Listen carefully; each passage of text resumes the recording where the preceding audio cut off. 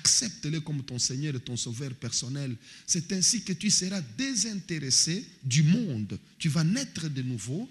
Tes pensées seront des pensées nouvelles. Tes paroles seront des paroles nouvelles et les miracles seront à la portée de la vue. Si tu n'as pas encore reçu Christ, c'est le moment de le faire. Le moment de l'accepter comme ton Seigneur et ton Sauveur personnel. Tu n'as rien à perdre.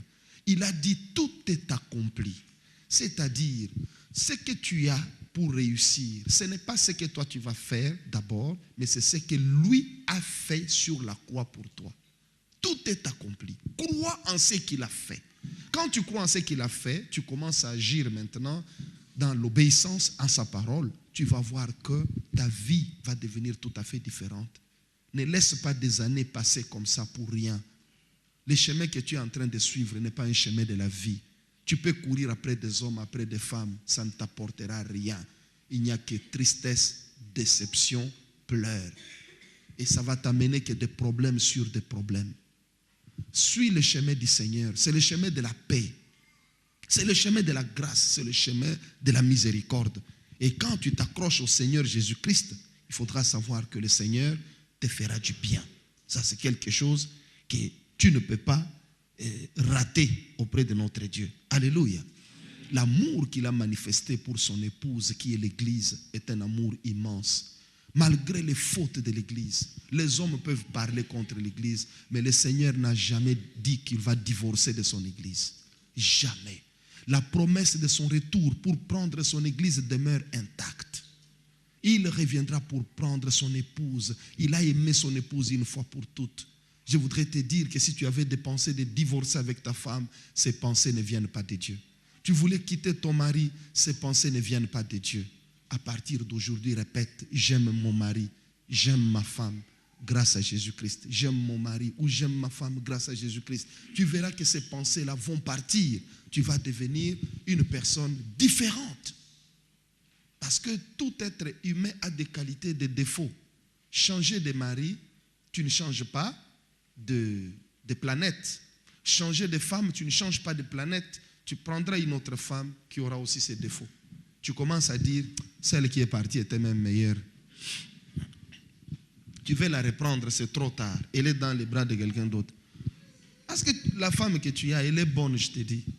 C'est toi qui ne vois plus sa beauté parce que tu l'as déjà. Essaye un peu de la laisser. Tu vas voir quelqu'un d'autre commencer à voyager avec à Dubaï, à lui acheter. Tu dis, mais toujours elle, oui. Alléluia. Hein? Maintenant que tu l'as, parce que l'homme n'aime... Beaucoup de choses n'ont de valeur pour l'homme que quand l'homme ne les a pas encore. Dès que tu as quelque chose, il n'a plus de valeur. Quand tu étais en Afrique, Paris était quelque chose d'excellent. Dès que tu arrives à Paris, tu commences à insulter Paris. Oh, c'est ça. Parce que tu as ça. Quand tu n'as pas quelque chose, tu l'aimes. Tu l'as, tu l'insultes. C'est pas bien. Glorifie Dieu pour ce qu'il a déjà fait pour toi. Alléluia. Bénis-le.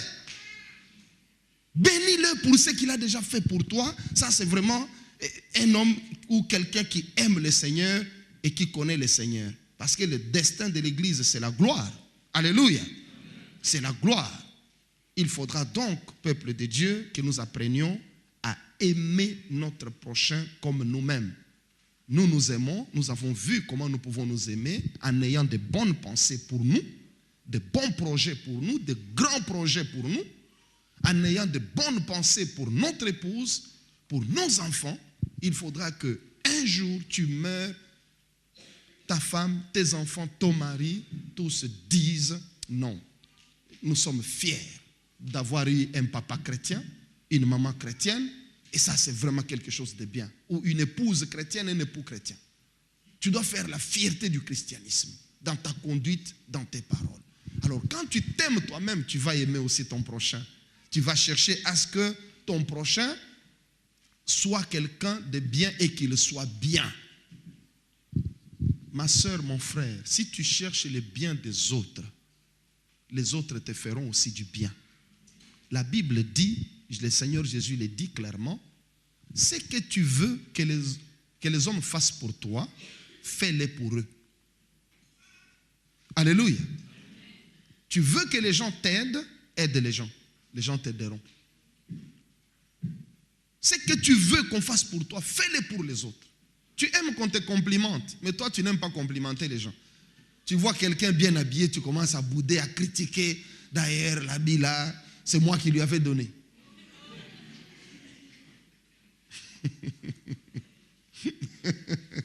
Alléluia. C'est méchant. Mais toi, tu veux qu'on te complimente. C'est pas bon. Ce n'est qu'un petit exemple. Mais il faudra l'étendre à plusieurs choses. Qu'est-ce que tu aimes qu'on fasse pour toi? Toi, commence à le faire aux autres. C'est ça l'amour du prochain. Parce que la Bible nous dit que celui qui aime Dieu et qui aime son prochain a accompli la loi. Peuple de Dieu, nous sommes appelés à hériter du royaume du ciel. Le Seigneur Jésus revient bientôt. Il a donné sa promesse et il la tiendra. Bientôt, nous verrons l'homme de Galilée, le Seigneur des Seigneurs, venir sur la nuée de gloire avec tous les anges de Dieu. La trompette sonnera. Et en ce moment-là, il ne sera plus question d'être sauvé parce qu'il ne reviendra pas comme sauveur. Jésus revient comme juge de vivants et de morts. Et quand il revient, ça sera fini. C'est maintenant qu'il faut donner sa vie à Jésus. La Bible nous dit, si vous entendez sa voix, n'endurcissez pas votre cœur. Repentez-vous. Tournez votre regard vers lui. Parce que quand il va venir, dès qu'il apparaît dans les cieux, tout s'arrête. Les affaires s'arrêtent. Il n'y aura plus qu'une seule priorité, monter dans la gloire. Et en ce jour-là, ce sont ceux qui ont donné la vie à Jésus qui seront sauvés. Il est mort pour toi sur la croix. Il a payé de son sang pour que tu aies la vie, le pardon de tes péchés. Il ne faudra donc pas que tu les négliges. Le temps est mauvais. Il faut les racheter. Tourne ton regard vers le ciel.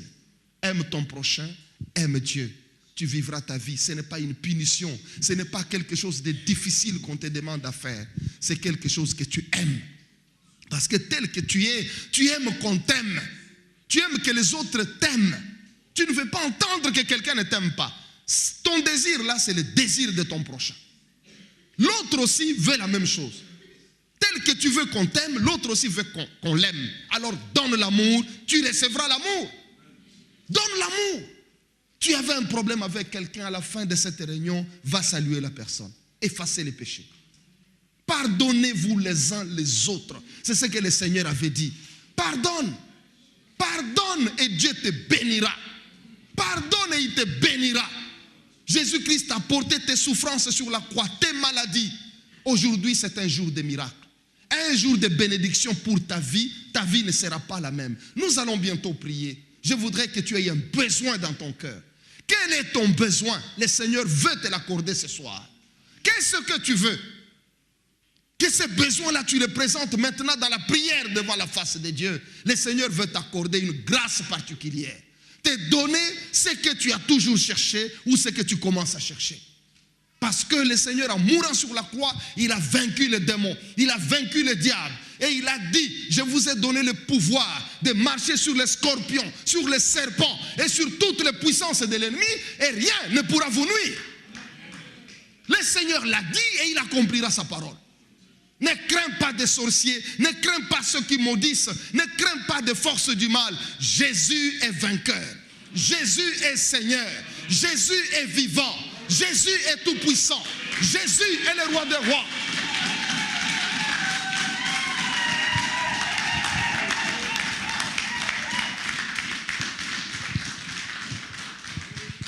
Personne ne peut lui faire face. Son nom est élevé au-dessus de tout nom, au-dessus de toute autorité, de toute puissance, de tout ce qui peut s'appeler Dieu. Le nom de Jésus est au-dessus de toutes choses.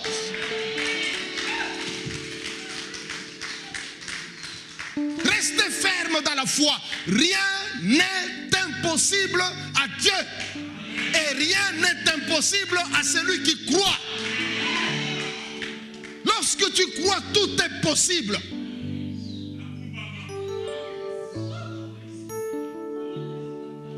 Aucune barrière ne peut t'empêcher d'aller de l'avant. Même un juge ne peut rien contre toi. Parce que même les cœurs des juges sont entre les mains du Seigneur. Fais confiance en Dieu. La Bible dit que c'est lui qui établit les autorités. Les autorités sont établies par notre Seigneur. Priez pour les autorités. Vous allez vivre d'une manière paisible. Ne perdez pas votre temps à critiquer les autorités. Vous ne gagnerez rien. Priez pour les autorités. C'est ce que la Bible nous dit. Ainsi, vous vivrez d'une manière paisible. Vous allez bénéficier de ce qui vient d'eux. Le Seigneur vous aime. Le Seigneur vous aime et il est parmi vous aujourd'hui pour répondre à votre besoin. Nous allons nous lever, s'il vous plaît.